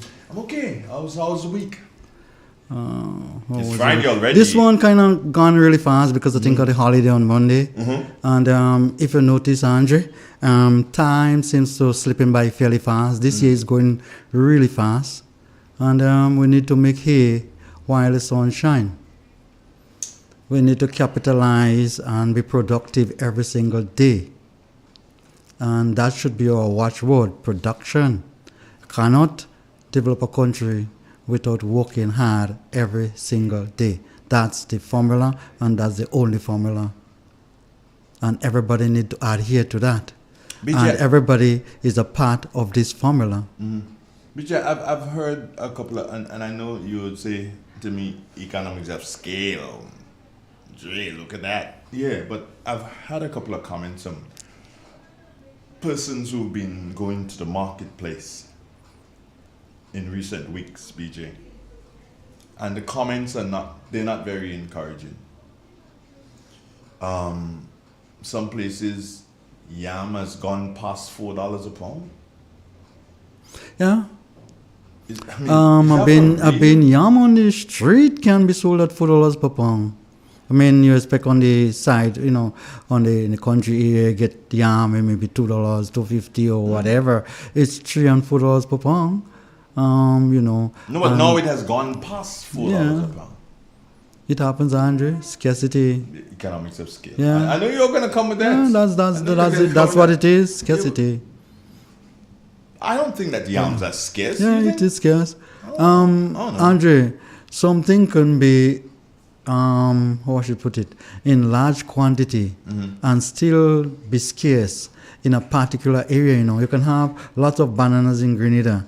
And maybe in St. David's, you don't see any banana. So sometimes you have to do with distribution too. It's not just having this stuff, being able to distribute it, being able to make it available for the consumers. And that's where Marketing Board had lapsed over the last, 30 years or so. They stagnant with regard to the marketing strategy. they don't really reach out. They always want people to reach in. They never really look out. They never reach out to the consumers. And this is what the problem. So you don't develop that personalized relationship which you need to develop as a business, such as marketing board. For example, marketing board should be distributing vegetable to most of the prominent people in Grenada every weekend, so they don't have to come buy it. You save them the time. You call and take the others. You have a refrigerated truck going around the country, so people don't have to get their vegetable supply by having to travel long distances. And in that way, develop relationship. And then you charge for the transportation, but they doesn't know the transportation cost built into what you're dropping out for them, because some people don't really think about money. So they're thinking about having the access to the stuff. So instead of $2 for a pound of cabbage, you probably charge $2.20. Yeah, we have weekly package that you, like all your cabbage and stuff, you can cut them up into, you shred them. You have because people use those things shredded. Yeah. You have your vacuum packet.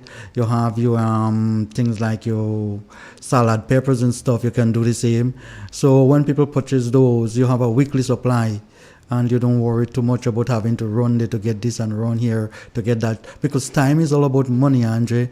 You have to basically maximize the time you have here. And if you don't use it wisely, you are wasting it. And every day that passes is a day you will never relive in your life again, that go and gone. Forget that. It's one day that you get older. It's one day that brings you closer to your death. Do you have to say it that way? That's the reality. Don't mix words, so Andre. Why don't you say one more day in your beautiful life? That's the reality too. One more day in your beautiful life. Yeah. Yeah, but remember, the one more day, that one day had gone, and I'm talking about a day that slip away that you will never be able to relive. Yeah. And the objective lesson here, the narrative is, hang on, make use of it while you have the time to do it. One more day in your beautiful life. Don't look at well, as far as I concerned, Andre, just like how life is reality, so death is reality. Yeah, get used to it. That is a reality. We got somebody in line there. Good morning. Yeah, good morning to you, sir. Yes, sir. Welcome back. Thank you. Have a great day. Good morning to your guest, BG. Morning. Right. No, I am gathering you agricultural scientist from listening to you over the months and years. And I really believe you can guide the farmers. Why is it that our local produce are so expensive? You say a pound of yam is fetching $4, but I know people are purchasing yam for $8 and $9 a pound, even what you call the bush yam. That says that you render the housewives and the people who depend on the farm produce incapable of farming, of eating. Then how do the farmers make money? So I think, Mr. BG, you will have to convey to your fellow farmers, if you want to sell, if you want to profit in your farm, it is to cause people to eat regularly. By lowering your price so that people can purchase, your volume will go up. If you raise your price, your volume is going to be suppressed. And the end result is that you might not be a farmer anymore. I would like you to convey those sentiments to your fellow farmers. I used to be farming in the early days, and I no longer farm. And if I had to farm, that would be my strategy. Low price, high volume. You make a small margin, but if you want the accumulation, you will actually make some money. So where we are is our prices are too high, preventing our people like me from purchasing, and therefore you're not going to sell. So the farmers are creating their own problem. Thank you, sir. Have a good day, Mr. Andre. Thank you, sir. Great. It's 91. BJ, farmers are creating their own problem. That's my takeaway from that. It's not just the farmer. It's a national problem. It's a problem that you have to address from the top downwards with regard to our policy, our eating habits, what you want your people to eat, how you are making the stuff available. All that, government has to play a role in relation to those, because they're the one that sets the policy, Andre. there is something they call cost of production, which the farmers have to take into consideration when they are putting a price on the product that they are producing. And because of that, if you have your cost of input, say your fertilizer and your chemicals and other stuff that you use to produce the crop, if it's very, very high, a bag of fertilizer is what, $200 and something per bag and stuff like that. And half of it is just filler material. You don't have nutrients in it. So when you buy 100 pounds, maybe the nutrients in it is only what, 40 pounds or 50 pounds. Andre, those are costly. The seeds are very costly. The fuel that you're using for your pump are very costly. When you have all those costs going up, and what do you expect? The price of the produce is going to go up. Your transportation costs, the time you spend in your garden, your labor costs, all of those you have to add to come up with a good pricing system. Now, my take is that if we take a collective approach, if government, farmers, other stakeholders really seriously sit down, even the machinery people, because you need good, and efficient machinery to seriously farm. Mm-hmm. If you seriously sit down and put with all the stakeholders, and you seriously come up with a plan as to how you're moving the sector forward, you're able to do it. But when you have every individual farmer doing their own thing, him sit there and he say, okay, this is gonna be scarce, so I better produce that, and he come through the crop and he sell it expensive. You can't really blame him. And if there is plenty things on the market, then what you look for is quick turnover. You look to sell the thing because you have large quantities. So and you get quick turnover. People utilize this stuff, and your profit margin goes up. But when you have this stuff, Andre, and the market base isn't there, then you have serious problem. We're not getting that right. We're not balancing it. At a time you see plenty of one thing, and then at a time you're just not seeing it again. Mm-hmm. And that affect the market forces. The price just goes up when the things become scarce. And I'm saying that we need to farm in such a way, in such an organized and scientific way, in such a planned way, mm-hmm. that you always have the thing. So you have a more or less a standardized price. You don't expect the thing to move from $3 to $6 a pound within a week or two. You expect the thing to move maybe from $3 to $3.25, maybe if it runs scarce. But when it runs scarce, the price goes up by 300% and 400%.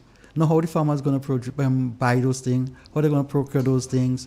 You're not taking that into consideration. So only the rich people who have excessive amount of spending money, they can buy those things. So the ordinary people don't really consume those, and those are the people who you seriously want to consume those things. You want those households who have plenty of children to feed them properly. So when they go to school, Andre, they can learn properly. They can assimilate what is being taught. When you're hungry, you can learn. I've been through that. You're pricing them out of the market. Yeah, so you're pricing them out of life. Yeah, you're eroding the very fabric of the society that you're trying to create. Because when you're hungry, Andre, you don't learn anything. The person who is in a more affluent position, they have a refrigerator at home. So when they buy whatever, they store it in the refrigerator. The person who has 10 children doesn't have that luxury. So when they buy today, they use up all today. And sometimes the refrigerator is so small and you can hold everything, You have to let lettuce on the table. So then there must be a way to strike a balance. Yes. I mean, I understand. As one person is saying here, well, the one must realize the cost of production for farmers has increased. Fertilizer gone up, cost of seedlings gone up. Labor gone up, pesticides and weedicide, the prices have increased. Yes, we understand that. But something has to be done. Have to structure our culture differently. To take care of the people. Poor and vulnerable, Andre. Because, hear this, what they're not understanding, and I think that this is something that people are not understanding. Where I go to shop, BJ, which is, and I'm talking about produce in the market and on the side of the road, a guy's, a husker is there. The people who are in a better financial position than me don't shop there. They shop at the supermarkets. Mm-hmm. So I have seen, and I believe, BJ, that when you see when these huskers and so on the side of the road, And these people in the market, they visit the supermarket. Yes. And they see that yam is selling for $5 a pound inside of the supermarket. So as far as they're concerned, if the supermarket has it at that, I am supposed to have it at that also on the outside. And that is one of our problems. Don't think it's a problem. Oh, okay. Well, tell me what it is. They are smarter than we think. Oh, okay. The hucksters are smarter. There is something they call marketing survey.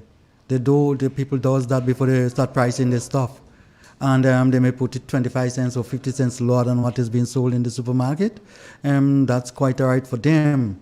The problem, Andre, if there was plenty stuff around, they were unable to do that. They're unable to fluctuate the price because they're going to be out of the market if you do that. Market stability create price stability. When you have fluctuation in market, you have fluctuation in price. Simple economics are just basic. You see it happening every day. Look at the shopkeepers and look at what stuff was being sold for pre-COVID. Look at it after COVID and look at it now and see what it is happening. Price gone out of control. And people talking about we want price control officer. It gone out of control long time. It slip out of your hand long time. System, Andre. You have to have control over what you do. We're spending our money in the wrong areas. We're focusing in the wrong areas. We need to spend money on, Andre, that thing in areas that create sustainability. We're not formidable. We do something now and then we forget it next week. We don't stick to it. And if we have a little failure in that particular area, what we do, we consider the whole operation a failure. That's why you have the planning spiral, Andre. That's why you need to reassess. That's why you need to evaluate. That's why you need to have checks and control and balance. And you're not doing them just for theoretical interest. You're doing them to make adjustment, Andre. So later on, when you're planning again, you know exactly what to do to correct that issues or that shortcoming that you would have. But we don't do those things. We live in disorganized, Andre, you know. We live unplanned life. We make and fix as we go along. We're not proactive. We aren't looking futuristically. We're not looking ahead. And we're traveling and we meet something in the road and we suddenly find we don't have that machinery to take it out and you have to wait and stall. Life have been stalled too many times along the way. We need to move and forge ahead with all the logistics, Andre. And sometimes the logistics doesn't just require machinery and stuff like that. It requires a plan. It requires a thought. But BJ, here's one thing. Right now we have a drought. Yep. Which means that it's going to cost more for farmers to get their plants watered. Yeah. I don't care where they're getting the water from. More fuel. It's going to cost them more to get their plants watered. Probably have to use more water than normal. So it is fair and it is okay, BJ, for them to increase the price of the commodity because the operational cost has gone up. That is fair. Why is it that when the drought has passed and your operational cost has gone down, stabilized itself one more to where it was, why is it that the price of the product does not go down? Demand and supply again. No, it's not demand. It's the same thing, Andre, BJ. The same amount that people want it. Andre, here you are. Demand and supply. It's just that the price. No. BJ, it's just that the price has gone up. The price gone up there because of the drought, and I can understand that. But the drought doesn't exist. The same demand is there. The same demand. Nothing has changed except the price of you watering has now moved from $10 to $2. However, that savings, you keep it there. Because you're looking, you're one-dimensional. That's greed. No, you're one-dimensional, Andre. Thanks. Because you're living tomorrow's life. All right, you have to take into consideration what tomorrow may bring in order to mitigate against what you may have in tomorrow. No, Andre, the problem is that you may have rain start falling, so you're using less fuel and stuff. what other things that would have appreciated within that time that affect your production? Everything cannot be equal. Look at it. Only last month, fuel price gone from what, $15 to $17? Yeah. We don't cap it. You don't have no control over that, Andre. Yeah. What make you think it wouldn't happen next month again? But hold on. So here's what it is, and here's what it is so sad. The farmer A, used to sell a pound of potatoes for $5. Mm-hmm. It comes now, or let's use lettuce, Mm-hmm. right? So a head of lettuce on farmer A was costing $5, right? The drought is here. Farmer A has to do so and use more resources so as to produce that same head of lettuce. Mm-hmm. He does. It is okay for farmer A, as far as I'm concerned, it is okay for farmer A to move that price of that lettuce to cover the cost of the fuel, of the transportation, whatever he did to ensure that the lettuce happened. So he has increased that price from $5, BJ, Mm-hmm. to $7. let's say $7. Mm-hmm. Real nice. Mm-hmm. Now, after a while, things are, quote unquote, as we say, back to normal. Rain, whatever. So that $2, he does not remove it. He does not remove the $2. Mm-hmm. Fine. Mm-hmm. But here's what happened, BJ. 3 months later, there's a drought again. He puts another $2. Yeah. Because within that, it's craziness. Within that 3 months, you know what could have been, you know what could happen. And hold on, before you say, the person who's balling that is a free market, I don't know who you are. When you come balling that is a free market, on. It's a free market. Yeah, I know it's a free market. I know it's a free market. Everybody knows it's a free market. But it doesn't mean capitalism. It doesn't mean with capitalism that you have to kill the people who are in the market, because you know what? When you kill the people in the market, you have to eat your thing for yourself. You're not going to eat it for yourself. People are going to have to eat one way or another. You cannot run from that, and that's why people are doing that. Market. Come it's on. a free market system. Yeah, you don't have no BJ, but control we over have price. to be more considerate to our people. Understand We are that. not considerate to our people, and that is what I think. I believe there's absolutely no doubt in my mind that Grenadians make it harder for Grenadians to live. When you telling me the amount, the cost of a pound of yams in St. Vincent, and a person, a hustler is able to do so, take a boat, go to St. Vincent, buy yams, buy eddos, buy whatever, and come to Grenada and still be able to be competitive with it, something is wrong. Something is wrong with you, BJ, as a farmer. Andre, you know, while you're speaking, you know what is going through my mind? I don't know. I was in the ganja? Let me tell you what's going through my mind. What? You grew up in the church. I can tell. Even if I didn't know that about you. I grew up in the church? Yeah, you grew up in the church. You're speaking, what do you mean by that? You're speaking like a missionary. You are very hopeful. You are very delusional. You Come on, no, you can call me all things. You still think, hold on, BJ. You can call me all things. Delusional? No. Okay. No. You have to take that one back. Okay, Andre, you're the Take song it back. you're the song in delusional. No. Andre, could I take back that one? Yeah, you're take not, that back. You're not singing delusional. You're just singing abnormal. No, come on, BJ. You know better than that, man. you saying you're not realistic. You're dreaming daydream. No, that is realistic, BJ. You have your friend Dr. Entwine calling. Let's find out what he's calling about. Dr. Entwine, you there? Go ahead, tell me. Hello. Good morning. Good morning. How are Morning, you? Doc. Comrade Andre and Comrade BJ. Morning. No, don't call me a comrade together at BJ. Don't call me a comrade together at BJ at all. Not this morning. Sorry? Not this morning. Don't call me a comrade together at BJ. All right, Andre, that's fine. Don't stress that out. I just want to make the point that two things. Yeah, I'm listening. Failure to plan is a plan for failure. Failure to plan is a plan for failure. We lose Yeah, we listen. Prices, let's do that. Go ahead.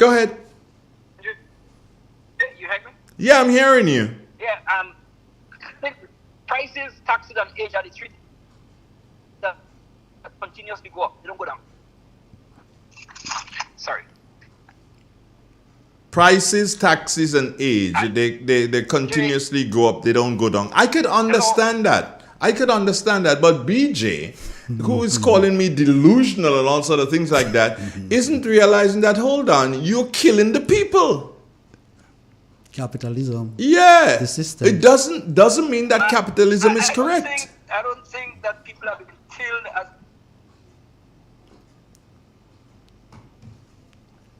It doesn't mean that. Where you are somewhere. Let me call you. I think I call him because I think he's calling me on WhatsApp, and that more than likely is not doing us very well. So I'm gonna give him a call. See if I can call him straight here, and let's see what happens. Okay, all right. Let's see if that works. Calling him now. It's real. It's 91.9, 91.5, www.realfmgrenada.com. Good morning, Grenada. Good morning, Caribbean and the world. Good morning to you. Yeah, we're trying to see if we can reach Dr. Entwine in a straight line here. Let's see what happens with this one. It's ringing now. 12 minutes nowadays before the 9 o'clock hour. You're listening to Agricultural Thursdays. BJ, together with Andre Donald. Well, how come he's not answering, BJ? Is your boy? No, you probably lost him. Yeah, we lost him because you're speaking to us on WhatsApp and you're drifting in. Andre, you see, price. I take serious offense to that delusional thing. Stuff like that. No, Andre, you know you're my brother. No, but that is why I could tell you I take offense. You're not really delusional. You're just not seeing the world in its right context. No, that is telling me. That is a nice way of telling me that, BJ. Come on. But you feel I'm stupid now. Now you're figuring I'm stupid. Oh, me? No, you didn't do that, did you? No, Andre. Oh, get it. Oh, really? BJ? You're just not seeing the thing in its right perspective. You're not delusional. Andre, let me tell you something, man. See this thing they call capitalism?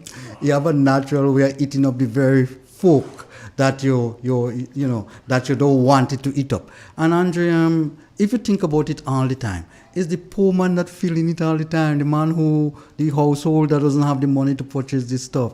They are the one that feeling the brunt of the problem. No, the United Nations made it very, very clear. Now they predicted last 10 years or so, they predicted that the price for vegetable and fruits gonna go up, and it will go up markedly. And they were saying by 2050 it will almost go by 100%. By the time 2050. Got a caller. Morning. Good morning, Andre. Yeah. Good morning to your listeners. Moses, you've been around this thing for a very long time. Talk to Moses. If the government was to come to you and Moses, come up, what are the 5 issues that affect farmers the most? That if we work on it and we solve it, agriculture will be on the way. What are the 4 or 5 issues you will raise with the government? And 2, free market? Tell me what is free about the market when the industrialized countries like the United States are subsidizing the farmers in ways that they can dump their tomatoes down here, dump carrot, dump cabbage, and sell it for prices that we can never compete with. What is so free about the market? Have a good day, sir. Thank you. It's real. It's 91.9. What is so free about the market when the people who plant the stuff, you the farmer, you control the market, and yet still you telling me the market is free? BJ, that's a goddamn lie. It is free. No, it's not. That's not what they're talking about, It's missing not. the point. What they're talking about, the market is free. I can be growing it, and you still, another person could import the same stuff. They could import the same stuff that I'm producing and sell it. The market is free. You see, that is one aspect of the freedom that you're looking at. And it's okay for you to do that. But the other aspect of the freedom that is not free is that you control. You should be the one in control. No, you're the one in control because you're the farmer. No, you're the one that producing it. If you don't buy it, I cannot sell it. Say again? If you don't buy it, I can't sell it. No. And consumers don't realize the power that it holds. But the problem is that the people who selling the stuff realize that, hang on, if those people don't eat, they're going to die. So we can squeeze them, we can hold it back. Yeah. Aren't you seeing food use as a weapon in Gaza? in the recent war. All you need to do is to cut off the supply of food, The army must surrender. Andre, who control food, control your mind and control you. If you let people feed you, they can dictate how you live and how long you live for too. Andre, the caller was asking some very important question a while ago. I probably want to address a few of them before we close the program. Without a proper, implementable, realistic plan, we're forever going to have in those issues. Without a guaranteed market, proper centralized market base, we're going to always have that issue. Without farmers being educated to produce in a more scientific way and produce in a more efficient way, we're forever going to have in those kind of issues. Without making capital available so that people could farm with a lot more ease, we're forever going to have in those kind of problems. Those are the areas that we would want to get involved in. Plus things like, we spoke about it earlier when I was coming in, land use.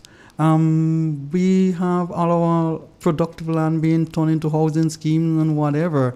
We have people who have some of those arable lands. They're living abroad, and those lands are just left idle. You can't do anything with it because they have the title and you cannot produce. So because the land mass is getting smaller, somebody already alluded to earlier on, because it's getting smaller, what you find, the space for growing those stuff become limited. We are complaining about outside is hot now and we need to bring up the price, and only because we don't have structures in place to mitigate against those things, Andre. Some countries would have liked that kind of weather in order to produce more long days, so it means that the plants the whole photosynthesis process can take place over a longer period, so you can get greater production. Things like lettuce don't like plenty water. They sort of grow long and thin and mold quick. And the problem is that we're not putting the structure in place to mitigate against those things. Those things, you can create opportunities from them. All we think, we're looking at the problem and we're bowing to it. We're not being innovative and creative enough to ensure that whatever is happening around us, we use it as opportunity. We're not doing our SWOT analysis properly. Okay. One question for you, BJ. Yes. Do we have a water problem in St. Patrick? Well, where I live, I don't have issues with water, domestic water. Do we have a water problem in St. Andrew? I'm not sure. Do we have a water problem in St. Mark? I don't know. Guess what? Mm-hmm. The farmers, they are mentally importing the water problem that exists in the south of the island. They're mentally importing that. And then they're using that to bring up the prices and say, well, there's a drought. Ain't no drought. If it worked for you. Hold on. Don't make those kind of side statements. The drought does not exist. And Nawasa will tell you that. Nawasa is just playing this thing across the board because they don't want to tell some people, well, you can go ahead and be normal, and tell others, well, you can't do this. That's what Nawasa is doing, and all praises to them on that. But the drought does not exist in St. Patrick, nor it exists in St. John, nor does it exist in St. Mark and St. Andrew. It is a south of the island thing, and the farmers are importing the idea, well, there's a drought, so I have to spend more money to go and water my plants. Lie! And it's a lie. Andre, could I just tell you something really nice? No, just let me hold that color for 1 sec. I've noticed in recent time, because of the fluctuation in prices for commodities like groceries and stuff in the shop, sometimes you have changes in prices on a weekly basis. You buy something this week, next week the price goes up. The shopkeepers who have the stocks that they would have purchased for at a cheaper price. When the price goes up, they probably add that markup on for the old stock. They're just as wicked. Exactly. But they're just as wicked. Capitalism, man. Think about money. Let's take the call now. Good morning. Good morning. Morning. Yes. Morning. BJ, good morning. Morning, boss. Fluffy here. How are you doing, soldier? Long time I hear your voice. Well, happy to hear you as always. I realize the farmers and them having a problem, but sooner or later you get over it, man. Don't worry. What are you going to do? Life. I already called for Andre. Andre, I's a big man, not only in size. I's a big man in mind and everything. And you mean the fact that you called me yesterday afternoon and you didn't even realize that I was sleeping? And when I noticed your call, it was nighttime, it was after 8 o'clock. Yeah, but I have a problem with that because anytime I call you, whether I'm driving or not, packing up on the side and yeah. answering your call. But that is a lie. But let me continue. That is a lie. Friendship, one call can mash up a whole friendship. Good morning, Fluffy. How you doing, Mr. McQueen?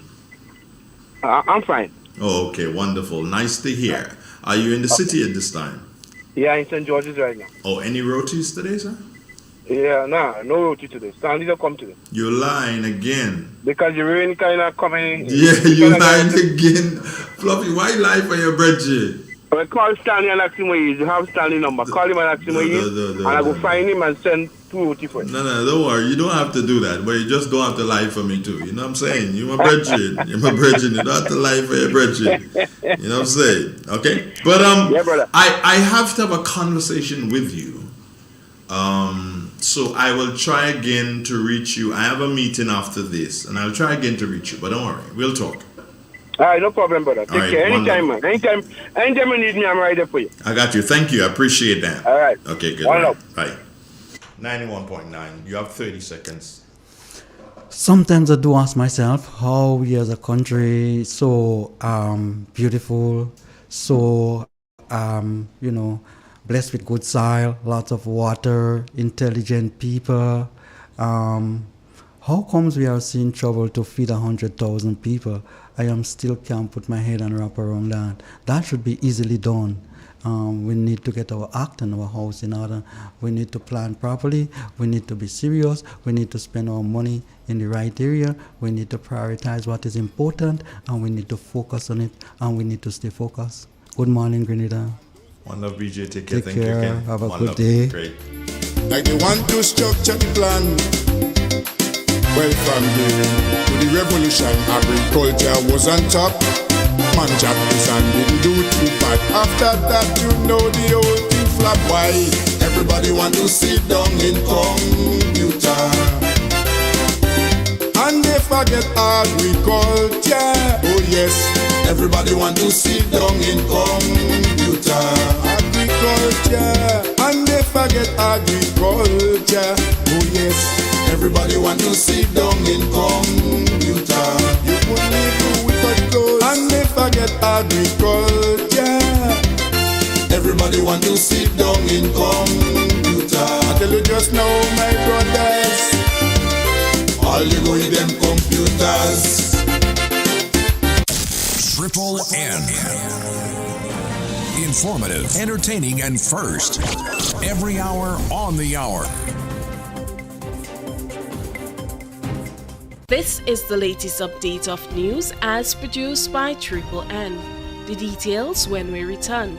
In an industry where customers expect quality, M&N Hardware Limited is a leader in locally manufactured aluminum windows, doors, roofing, and guttering. Our manufacturing division is efficient, flexible, and will always go the extra mile to surpass customer expectations. If you need security, sash, casement, or projected windows, we're able to do it. Our security and heavy-duty doors are state-of-the-art and can be customized specifically for you. Using innovative coating technologies and protective film, our roofing and guttering is weather-resistant, providing outstanding color retention for many years. Available in 24 and 26 gauge and a variety of color options. We are the leading company, a family that is proving to customers they can have their dream products. M&N Hardware Limited, foundation to roof,